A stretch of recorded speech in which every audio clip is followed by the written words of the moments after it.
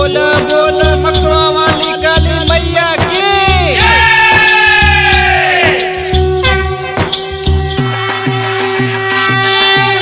आप सुन रहे हैं रंगराज यादव और मनीष को।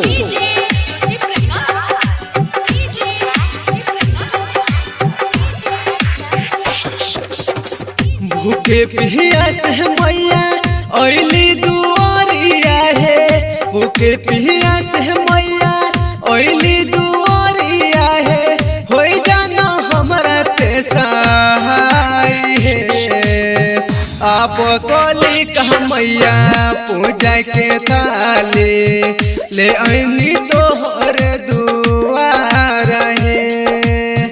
आप कोली कह मैया पूजा के थाली ले आईनी तोहर दुआर है। भूखे पियास मैया ओइली दुआरिया है, हो जाना हमरा पे सहाय है। आप कोली कह मैया पूजा के थाली ले आईनी तोहर दुआर है, ले आईनी तोहर दुआर है। Recording by S series studio Bhagalpur.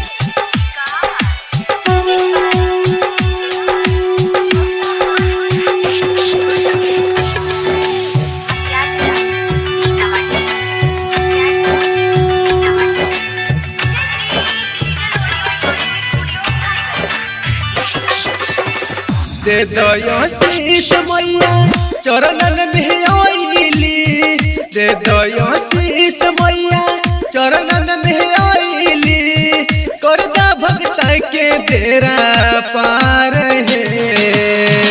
आप कोली कह मैया हमरो के नैया, कर दा भव सागर में पार है। आप कोली कह मैया हमरो के नैया, कर दब सागर में पार है। भूखे पियास मैया ओइली दुआरिया है, हो जाना हमरा के सहाय है।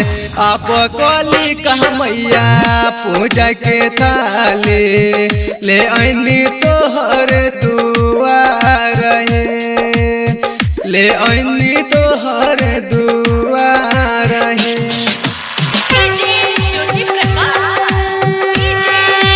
बोली बोली काली महारानी की। फल फूल है एक चत चुनरी ले आईनी मैया, फल फूल है एक चत चुनरी ले आईनी मैया, लाल लाल चुनरी और हाई है।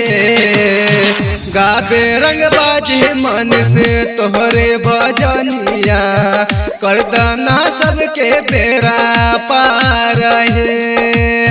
गाबे रंग बाजे मन से तोहरे भजनिया, कर देना सबके बेड़ा पार है। भूखे पियास मैया ओइली दुआरिया है, हो जाना हमरा पे सहाय है। आप कोली कह मैया पूजा के थाली ले आईनी तोहर दुआर है, ले आईनी तोहर दुआर।